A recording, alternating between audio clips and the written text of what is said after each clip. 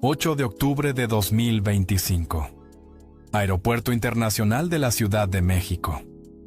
No hay alfombra roja, no hay aplausos, no hay música. Solo cámaras, flashes incómodos y un silencio que pesa más que cualquier pregunta. Verónica Castro aparece empujada en una silla de ruedas. A su lado, un tanque de oxígeno. El cuello rígido, el cuerpo frágil. Cuando se da cuenta de que la están grabando, sonríe con una ironía cansada y suelta una frase que intenta disimularlo todo. Todavía respiro. No es una broma, es una confesión mínima. 33 años antes, en 1992, esa misma mujer era recibida en Moscú como una jefa de Estado. Los ricos también lloran se transmitía en más de 70 países. En la antigua Unión Soviética, más de 200 millones de personas ajustaban su rutina diaria para no perderse un capítulo. No era una actriz, era un fenómeno mundial.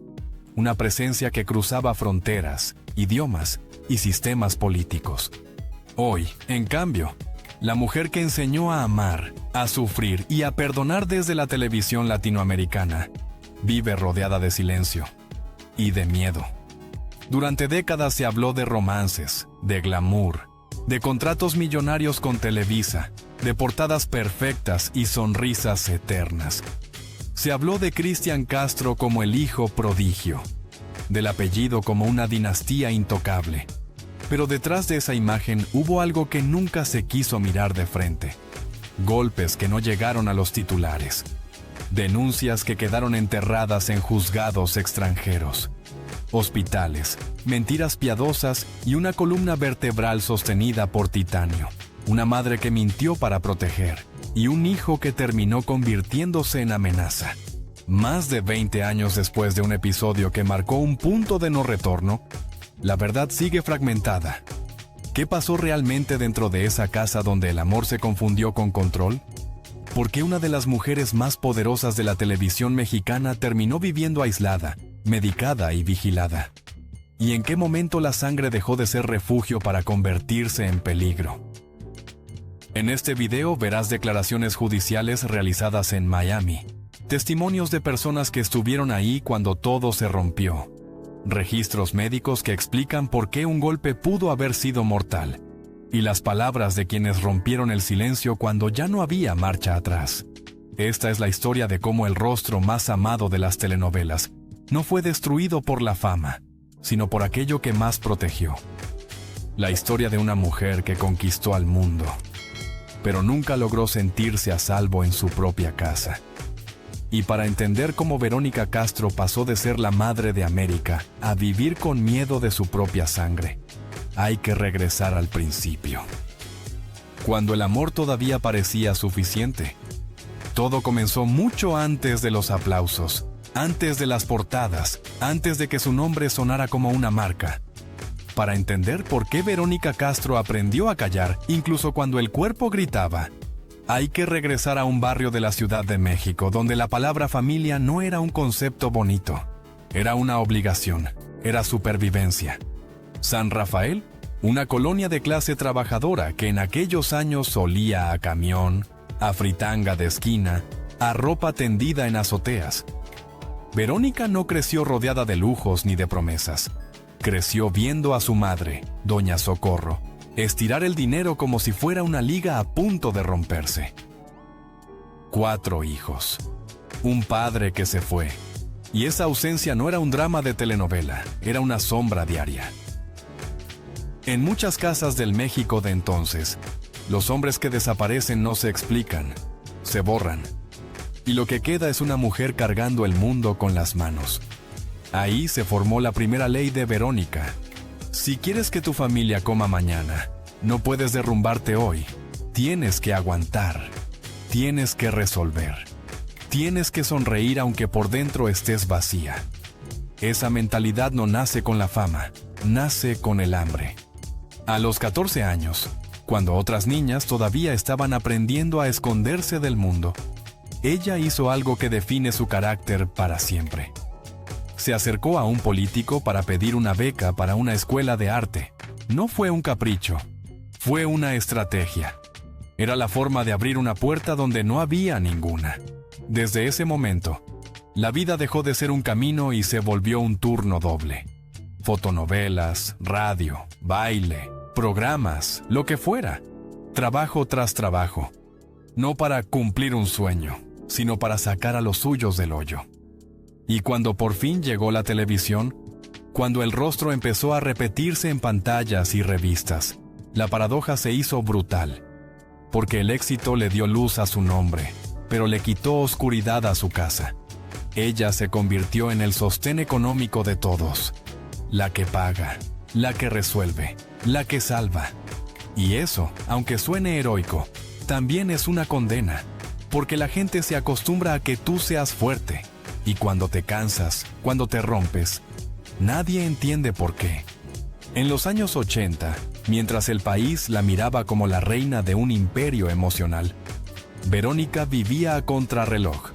Los ricos también lloran no solo la volvió famosa, la volvió símbolo, fenómeno internacional. Una mujer que cruzó fronteras sin necesidad de traducción. Pero al mismo tiempo, esa fama la empujó a un tipo de soledad que no se ve en cámara. No estaba sola porque no tuviera gente. Estaba sola porque su vida no tenía pausa, porque su trabajo ocurría cuando el resto dormía. Porque un show nocturno, una grabación, una gira, no te deja espacio para construir algo que te sostenga cuando el mundo se apaga. Y entonces apareció el centro emocional de todo. El hijo. Cristian. No como personaje público todavía, sino como la promesa íntima que llenaba un hueco antiguo. La ausencia del padre en su propia infancia había dejado una marca, y sin darse cuenta, Verónica hizo lo que hacen muchas mujeres que crecieron sin red. Puso el corazón entero en un solo lugar, como si el amor materno pudiera reemplazar todo lo que faltó, como si esa unión pudiera blindar la historia contra cualquier tragedia. Pero la estructura familiar ya venía torcida. Por su trabajo, la crianza cotidiana recayó muchas veces en Doña Socorro. Para Cristian, la abuela era el cuidado diario, la madre era el poder, la figura pública, la que llega cansada pero con regalos, la que ama, pero también impone. Esa división crea un vacío silencioso, porque un niño puede adorar a su madre y resentirla al mismo tiempo. Puede necesitarla y castigarse por necesitarla. Puede sentir que le pertenece y volverse peligroso cuando cree que la está perdiendo. Verónica, por su parte, empezó a pagar la culpa con protección, con silencios, con concesiones, con una forma de amor que no sabe poner límites porque teme que el límite se convierta en abandono. Y en esa raíz, en ese origen, se plantó la semilla más oscura de esta historia. No la fama, no el glamour, no los rumores. La semilla fue una idea vieja, aprendida en la pobreza y reforzada en el éxito, que la familia se defiende a cualquier precio, incluso cuando ese precio eres tú. Hay un momento en la vida de Verónica Castro que casi nadie entiende porque no tiene luces, no tiene cámaras y no tiene música de fondo. No ocurre en un set de Televisa ni en un escenario. Ocurre en un cuarto silencioso, con una mujer de 19 años mirando el techo y sintiendo cómo el mundo se le parte en dos sin hacer ruido. En ese México donde el espectáculo era un club cerrado y los hombres importantes decidían quién entraba y quién se quedaba fuera, Verónica era una joven que ya había aprendido a sobrevivir. Venía de una casa sin padre, de una madre que lo cargó todo, de una adolescencia sin margen para la ternura. Y cuando el destino le puso enfrente a Manuel, el loco, Valdés, no se trató solo de atracción. Se trató de algo más profundo y más peligroso. Un hombre famoso, mayor, con una vida hecha, con esposa, con un lugar en la industria. Y una mujer joven que, sin decirlo, todavía buscaba una figura que le faltó desde niña. Lo que empezó como un secreto, terminó convirtiéndose en una prueba. Porque el verdadero escándalo no fue el romance. El verdadero escándalo fue el embarazo. Verónica quedó embarazada de Cristian, y ahí ocurrió la primera gran lección de esta historia. Cuando ella necesitó que ese hombre se hiciera responsable. Él se hizo humo. No con un portazo, con algo peor, con la negación, con el retroceso, con esa manera fría de dejarte sola sin decirte que te está dejando. Y Verónica eligió la ruta más dura. No la del grito, no la de la venganza, no la del espectáculo. Eligió el silencio. Decidió ser madre sola en un país donde eso se pagaba caro. Hay detalles que parecen pequeños, pero son los que te revelan la verdad. Se habla de que tuvo que empeñar su coche para cubrir gastos, de que cada peso era una batalla, de que no había una red de seguridad debajo de ella. Y aún así, en lugar de señalar al hombre que la abandonó, Verónica hizo algo que define su manera de amar para siempre. Se tragó la vergüenza, se tragó la rabia, incluso se disculpó con la esposa de él, como si el pecado fuera únicamente suyo, como si cargar con la culpa fuera la forma de mantener la paz. Guarda esta idea, porque va a regresar más adelante con una crueldad perfecta. Verónica aprende muy joven que proteger a alguien puede significar destruirte a ti misma, y aún así lo haces, porque crees que esa es la manera correcta de querer. Christian nace dentro de ese pacto no firmado, un pacto de silencios, un pacto donde el apellido del padre es un fantasma y el amor se vuelve compensación. Él crece sin una verdad completa. Según los relatos, no sabe quién es su padre hasta alrededor de los 5 años. Y el encuentro real, frente a frente, llega mucho después, ya de adulto, cuando tenía 31. Imagina eso. 31 años cargando una pregunta dentro del cuerpo. 31 años viendo a tu madre convertida en ícono nacional mientras tú intentas entender de dónde vienes. Ese es el secreto original. No es un chisme romántico. Es una herida de identidad. Y las heridas de identidad no se quedan quietas. Se convierten en carácter. Se convierten en hambre de pertenecer. Se convierten en celos, en resentimiento, en necesidad de control. Porque cuando te falta una pieza del origen, a veces intentas reemplazarla con la única persona que nunca se fue, la madre. Y ahí, sin que nadie lo viera, se sembró la semilla de la tragedia. Verónica no solo fue madre, fue escudo, fue filtro, fue pared. Fue quien decidió qué se decía y qué se callaba. Lo hizo al principio para sobrevivir. Lo hizo después para proteger una imagen. Y lo hizo siempre por la misma razón. Porque en su mundo, la familia era un refugio que se defendía a cualquier precio. Solo que hay una pregunta que nadie quiso hacer cuando todo era todavía tierno. ¿Qué pasa cuando el niño crece dentro de un secreto y aprende, sin darse cuenta, que la verdad siempre se puede doblar para que no duela? ¿Qué pasa cuando el amor se vuelve una deuda y la culpa se vuelve una cadena? Todavía no hemos llegado a la noche en que todo se rompe. Pero para entender por qué Verónica fue capaz de callar incluso cuando su vida empezó a desmoronarse, primero hay que mirar este origen. Aquí nació el patrón.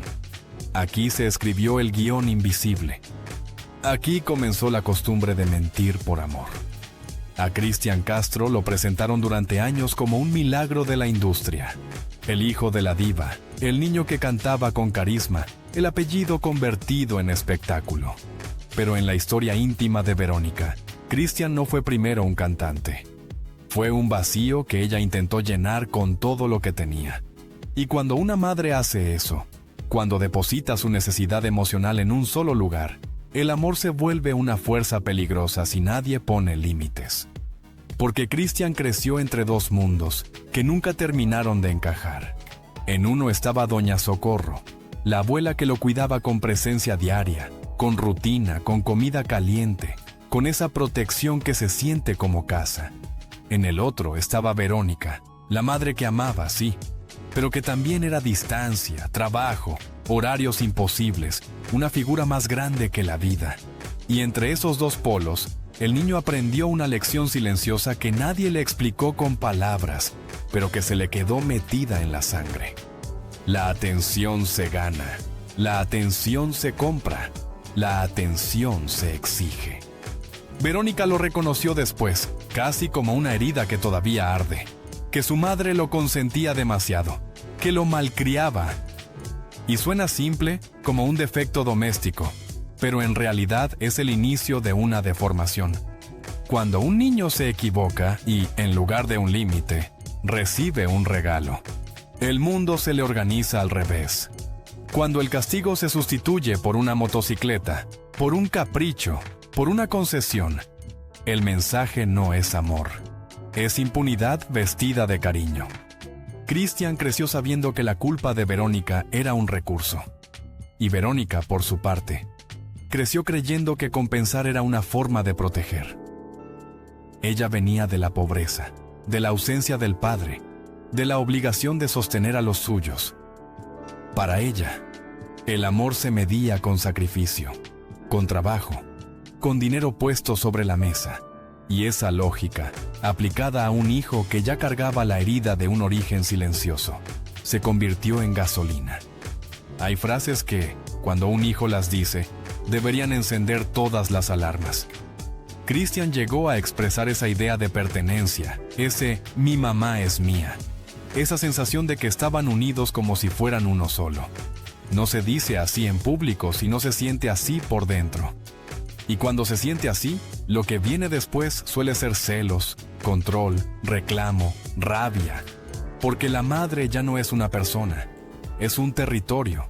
Y un territorio se defiende, se invade, se castiga. Verónica, sin darse cuenta, empezó a vivir dentro de ese círculo. Cada intento de poner distancia se interpretaba como traición.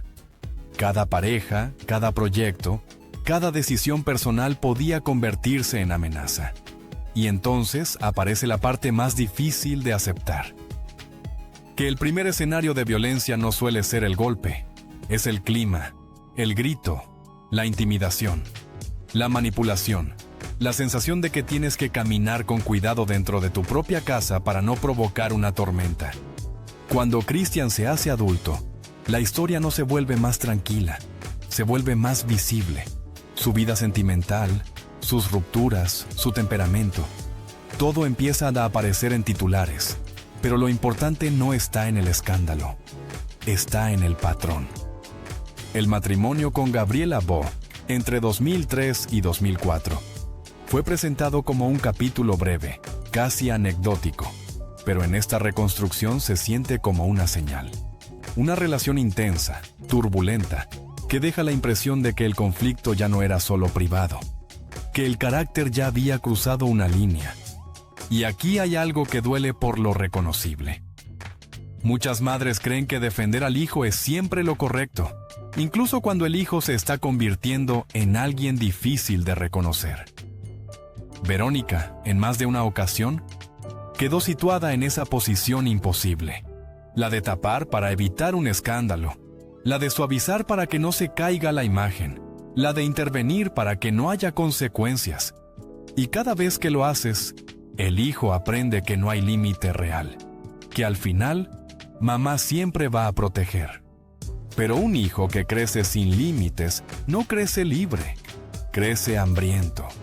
Hambriento de control, hambriento de confirmación, hambriento de una madre que no puede ser solo madre porque también es mito.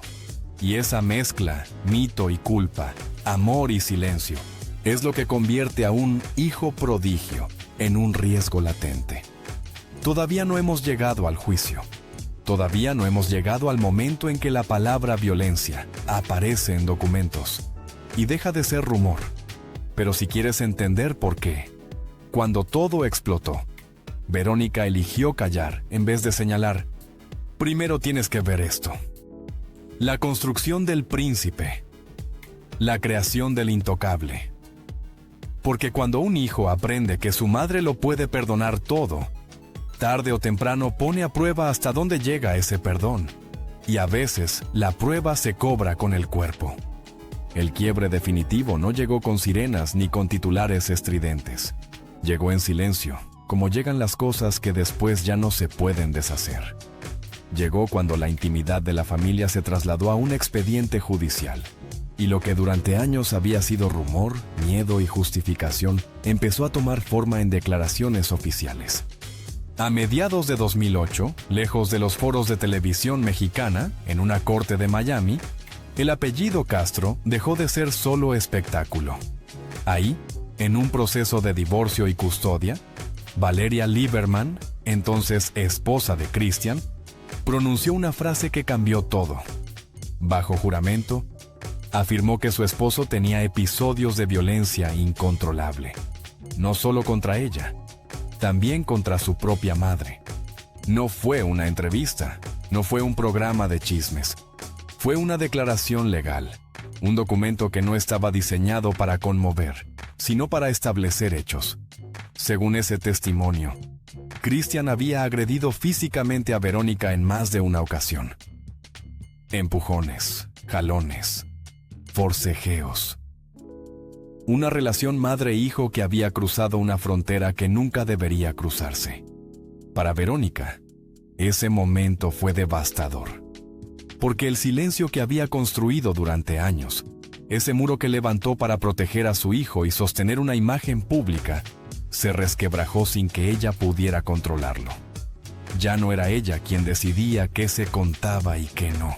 Ahora había papeles, fechas, firmas, abogados. La reacción fue inmediata y predecible.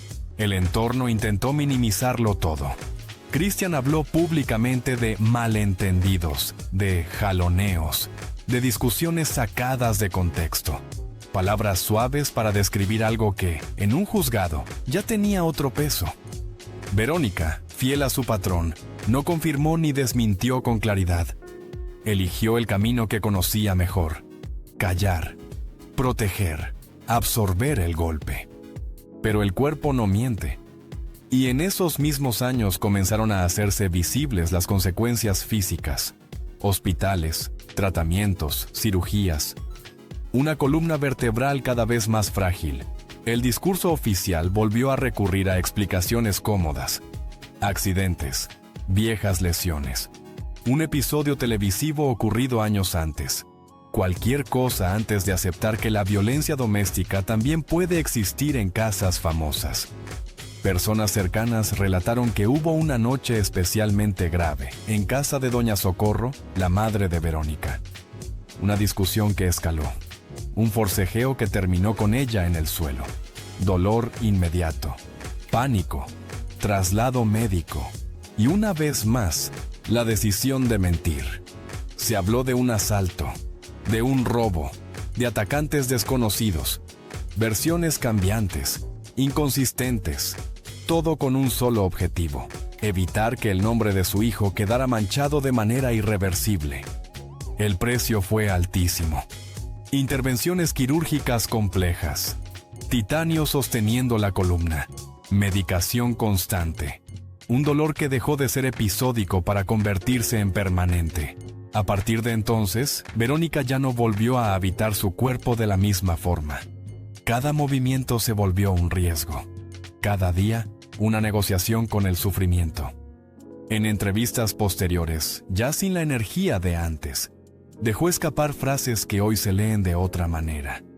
Habló de cansancio extremo, de noches sin dormir, de momentos en los que deseaba descansar de todo.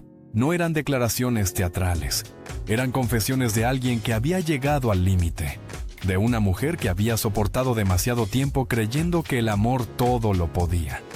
Mientras tanto, la relación con Christian se volvió una coreografía incómoda. Apariciones públicas controladas, fotos de reconciliación, sonrisas tensas. Nunca un corte definitivo. Porque para Verónica, romper significaba aceptar una verdad insoportable: que el peligro no había venido de afuera, no de la industria, no de los hombres poderosos, sino del vínculo que más había defendido. Este momento marca el punto de no retorno, cuando la justicia entra en escena, aunque sea de forma lateral, y el silencio deja de ser una elección para convertirse en una carga. Cuando la madre entiende que proteger también puede destruir. Y cuando el cuerpo, agotado de mentir, empieza a hablar con dolor. Lo que sigue ya no es una caída súbita. Es un desgaste lento, un encierro progresivo, una vida reducida a resistir. Porque a partir de aquí, la historia deja de tratar sobre fama o escándalo. Empieza a tratar sobre supervivencia. y sobre el precio brutal de amar sin límites. Después de que los tribunales dejaron su rastro en papel y la violencia dejó de ser solo un rumor, la vida de Verónica Castro entró en una fase que casi nadie quiso mirar de frente. No fue una caída espectacular. Fue un desgaste lento, íntimo, casi invisible. Como si el cuerpo hubiera decidido pagar, día tras día, el precio de todos los silencios acumulados. A partir de esos años, su salud empezó a convertirse en un territorio frágil. No solo por la columna dañada, sino por algo más profundo. El dolor crónico se volvió rutina. Analgésicos cada mañana. Tratamientos que apenas ofrecían alivio. Consultas médicas que ya no prometían curación, solo contención. Verónica aprendió a vivir midiendo cada movimiento, calculando cada paso, sabiendo que un mal giro podía dejarla inmovilizada durante días. Pero el verdadero deterioro no fue solo físico, fue emocional. Porque cuando una mujer que ha controlado su imagen durante décadas pierde el control de su propio cuerpo, algo se rompe por dentro. Verónica comenzó a retirarse sin anunciarlo. Canceló proyectos, rechazó ofertas. Desapareció de espacios donde antes reinaba con naturalidad. No por falta de talento, no por olvido del público, sino porque ya no se sentía segura, ni fuerte, ni capaz de sostener el personaje que el mundo esperaba. Las entrevistas que concedió en esos años tenían un tono distinto. Ya no hablaba como la diva intocable, hablaba como alguien cansado. En más de una ocasión dejó escapar frases que helaron a quienes las escucharon. Dijo que vivía con dolor permanente, que había días en los que no encontraba sentido a seguir así, que el sufrimiento era tan constante que, a veces, deseaba simplemente descansar, no morir como espectáculo, descansar como alguien que ya no puede más. Mientras tanto, el vínculo con su hijo siguió existiendo en una zona ambigua. Nunca hubo una ruptura clara, nunca un corte definitivo. Aparecían juntos en momentos muy calculados. Fotografías controladas, reconciliaciones públicas que buscaban transmitir normalidad. Pero quienes estaban cerca sabían que nada era normal, que el miedo seguía ahí, que la vigilancia no era exageración, sino necesidad. Verónica no vivía sola. Siempre había alguien cerca. Siempre había cuidado. Como si la tranquilidad dependiera de no provocar. La mujer que había sido símbolo de fortaleza empezó a vivir protegida como si fuera vulnerable. Y eso tiene un costo psicológico enorme. Porque aceptar protección también es aceptar que ya no puedes defenderte sola, que ya no eres invencible, que el cuerpo te traicionó justo cuando más necesitabas confiar en él. En esos años, Verónica habló también de la culpa, de cómo una madre se pregunta en qué momento falló, de cómo se revisa el pasado una y otra vez buscando el instante exacto donde todo se torció. ¿Fue el exceso de protección? ¿Fue el silencio? ¿Fue no haber puesto límites cuando aún era posible? Son preguntas que no tienen respuesta, pero que se repiten como un castigo interno. La industria, por su parte, siguió adelante sin ella. Nuevos rostros, nuevas historias, nuevas estrellas. El mundo del espectáculo no se detiene por nadie. Y Verónica, que durante décadas había sido indispensable, empezó a sentirse prescindible. Esa sensación de ser reemplazable, de haber quedado fuera del ritmo, se sumó al dolor físico y al desgaste emocional. En más de una ocasión, personas cercanas contaron que Verónica se refugiaba en recuerdos, en fotos antiguas, en grabaciones de programas donde se la veía fuerte, luminosa, segura. Como si observar a esa mujer del pasado fuera la única forma de recordar quién había sido antes de convertirse en alguien que necesitaba ayuda para levantarse de una silla. Y sin embargo, incluso en ese estado, siguió protegiendo. Nunca señaló directamente. Nunca confirmó públicamente lo que muchos daban por hecho. Eligió cargar con todo ella sola, como había aprendido desde niña, como había hecho toda su vida, pensando que el sacrificio era una forma de amor. Esta etapa no es un epílogo, es una antesala, el momento en que la vida se reduce a sobrevivir sin hacer ruido, en que el silencio deja de ser estrategia y se convierte en refugio. Porque lo que vino después ya no tuvo que ver solo con el pasado, sino con la manera en que Verónica Castro tuvo que aprender a vivir cuando el cuerpo, la voz y la seguridad dejaron de acompañarla. Y todavía falta entender cómo ese desgaste la llevó a tomar decisiones extremas. Decisiones que, dichas en voz baja, revelan hasta qué punto el dolor puede empujar a alguien a desear algo tan simple y tan aterrador como dejar de sufrir. El aislamiento no fue una decisión repentina. Fue un proceso lento, casi imperceptible, como una puerta que se va cerrando sin hacer ruido. Después de los años de hospitales, cirugías y silencios incómodos, Verónica Castro empezó a desaparecer de la vida pública sin anunciarlo. No hubo comunicado oficial, no hubo despedida, simplemente dejó de estar. Las cámaras dejaron de entrar a su casa, los teléfonos dejaron de sonar. Las invitaciones se acumularon sin respuesta. Para una mujer que había vivido 4 décadas bajo reflectores, ese retiro no fue descanso, fue encierro. Porque no se retiró por cansancio artístico, sino por miedo. Miedo al dolor físico, miedo a una caída, miedo a perder el control frente a todos. Miedo, sobre todo, a que alguien preguntara lo que nunca quiso responder. Quienes estuvieron cerca en esos años hablan de una rutina estricta, medicación cronometrada, terapias constantes, vigilancia permanente. Verónica no dormía tranquila. El cuerpo, frágil por dentro, se había convertido en una jaula. Cada movimiento era calculado, cada salida evaluada como un riesgo. Ya no era la mujer que entraba a un foro y dominaba el espacio. Era alguien que necesitaba protección incluso dentro de su propia casa. El vínculo con su hijo seguía existiendo, pero en una forma extraña, tensa, cuidadosamente administrada. No hubo denuncias nuevas, no hubo reconciliaciones profundas, solo una convivencia medida, como si todos entendieran que cruzar ciertos límites podía desatar algo imposible de contener. Verónica siguió haciendo lo que había hecho siempre: sostener, aguantar, callar. En entrevistas esporádicas, cuando todavía aceptaba hablar, dejó escapar frases que hoy suenan a advertencia. Habló de un cansancio que no se quita durmiendo, de un dolor que no se va con medicinas, de días en los que no quería levantarse de la cama. En más de una ocasión dijo, casi como quien no quiere decirlo del todo, que había momentos en los que deseaba no seguir así.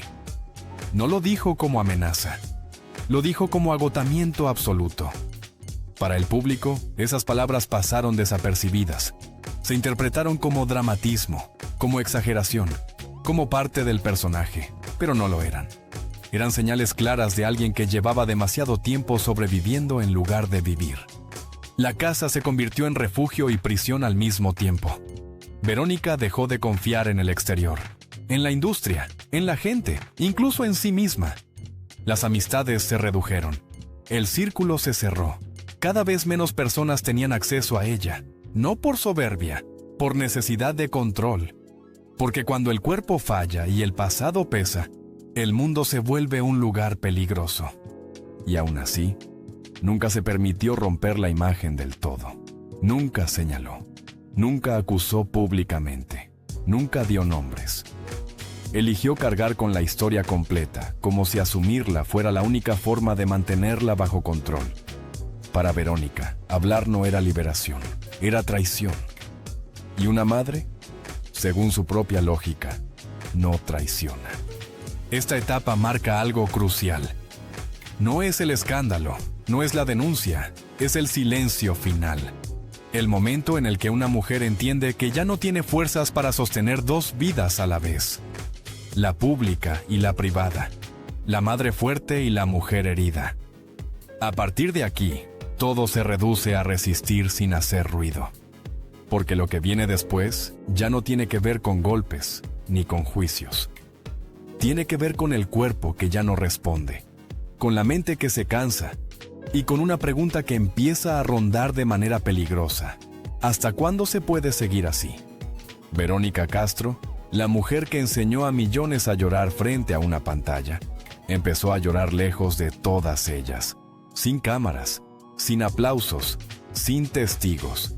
Y ese silencio, más que cualquier escándalo, es la parte más dura de su historia.